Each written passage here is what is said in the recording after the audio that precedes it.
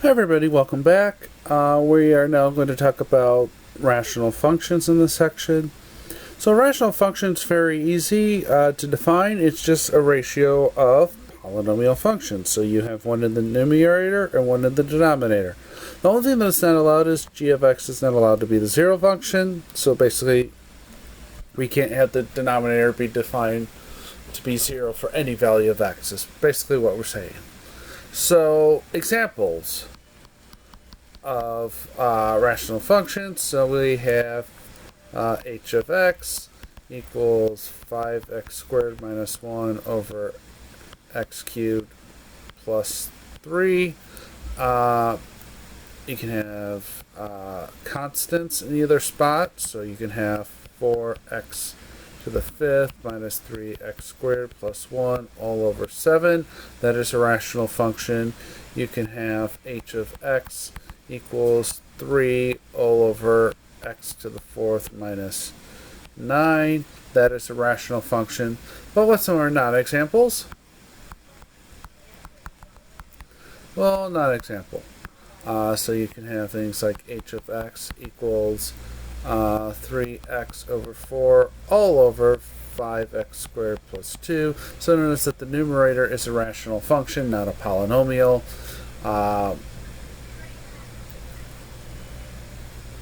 You can have, for example, h of x equal to square root of x plus 1 over x cubed minus 5. This is not a rational function because the numerator is not a polynomial.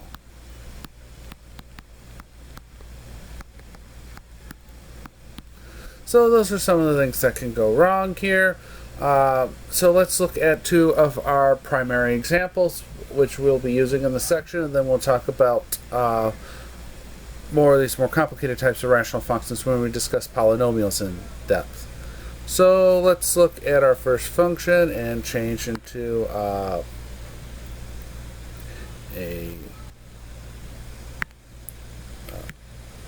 graph paper mode. So this is the function 1 over x that we're looking at. So let's graph some typical points. So let's change our scale here now that I'm kind of looking at it. Let's make this one and this one. So some typical points you should know. You should know 1, 1. You should know a half, 2.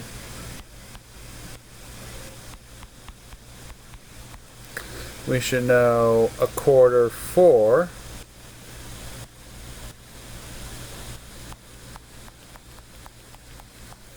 And then down here, if we're at 2, we should know that we're at 2 a half.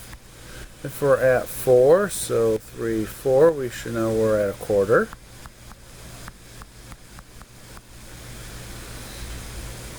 And we keep going on in that direction, and notice that this part here looks like this.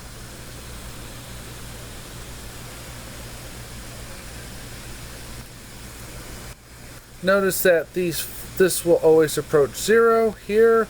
This will always get larger and larger, but we'll never actually hit the x and y axis. Then we have a similar phenomenon down here, so I remind you that's -1 and that's -1, so we'll have points -1, -1 on here, -2, negative a half, excuse me, -2. We will have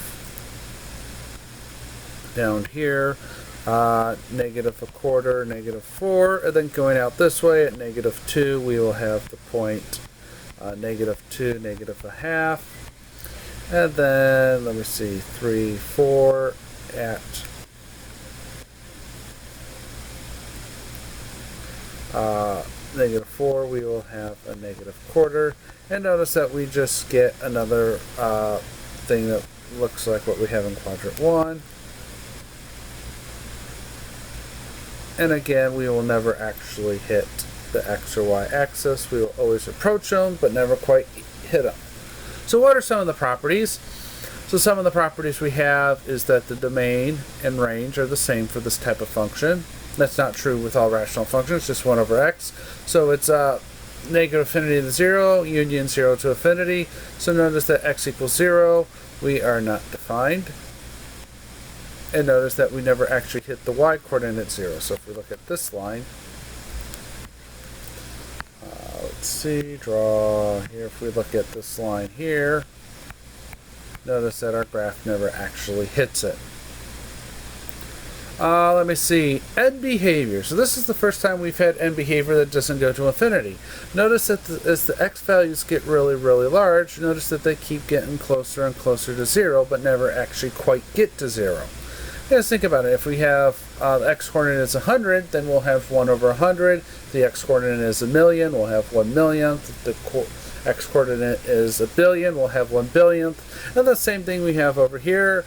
If our x-coordinate is negative 1,000,000,000th, while our y-coordinate is negative 1,000,000,000th. So it's still really small, but not quite 0. So as x gets really large, f of x goes to 0. And as f of x gets really, really small and goes to negative affinity, f of x again approaches 0. So we will talk about this a little bit more in the next video on asymptotes. So we'll defer to that time. A little more detailed explanation about the end behavior here. We're never increasing because if we think about the person walking on here, the person is always walking downhill. And the idea is we keep going down and down and down, and then magically we're going to suddenly appear up here and keep going down, down, down. Now I say magically, and that's just because there's something complicated there that we're not going to talk about quite just yet. And so what you want to think is just what's happening on each piece. Well, on this piece, this person keeps walking downwards. On this piece, this person keeps walking downwards. So we're always decreasing on 0 to affinity, or negative affinity to 0, and then from 0 to affinity we're decreasing as well. And notice that in this case the round brackets here are required because the function is not defined at 0, so there's no way to describe whether we're increasing, decreasing, or constant at 0. So that is 1 over x, so those are the basic things you should know. Then the other function we should know is 1 over x squared. So let me again change my scale. So 1 and 1. So again, points on here are 1, 1. But at 1/2, for example, we're going to be at 4. So 2, 3, 4. And then at 2 down here, we'll be at 1/4. So notice that this is 1/2, 4. This is 2, 1/4. And notice that our function, well, has the same kind of basic shape, kind of decreases a lot more rapidly. Now let's look at the other points. If we have negative 1/2, well, we're just going to end up here at positive 4 again, because squaring will make the negative positive. At negative 1, we'll be at positive 1. And then at negative 2, we will be at positive 1/4.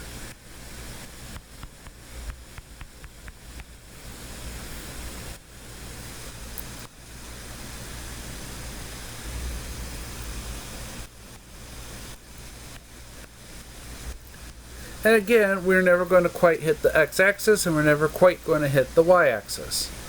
Properties of this function.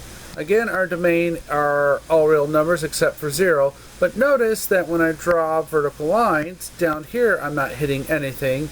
X-axis I'm not hitting anything. And once I get above the x-axis, I start hitting the graph. And in fact, I'm hitting it twice. So that means that our domain is just from 0 to infinity, not including 0, since when we drew the line in for 0, we didn't hit anything. Symmetry is even, so notice this has the behavior we talked about in class, that this part right here is a mirror image of this part right here. So we can also prove it directly. f of negative x equals 1 over negative x all squared, which is 1 over x squared, which is f of x. So, and behavior, again, as x gets really large, notice we keep getting closer and closer to 0, but never quite getting there. As x gets really, really small, again, we are approaching 0, but never quite getting there. In terms of increasing, decreasing, well, we start over here as normal, and notice that the person is going to keep walking.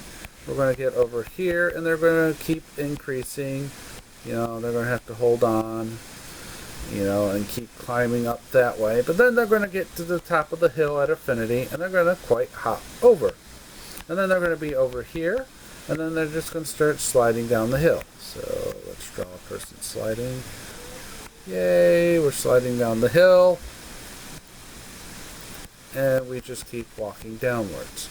So notice that on negative infinity to 0, we're climbing up the hill, so we're increasing. From 0 to infinity, we are walking down the hill or sliding down the hill, and we're decreasing. And notice that there's nothing defined at x equals 0, so there's no way to describe increasing, decreasing, or constant at x equals 0 as well.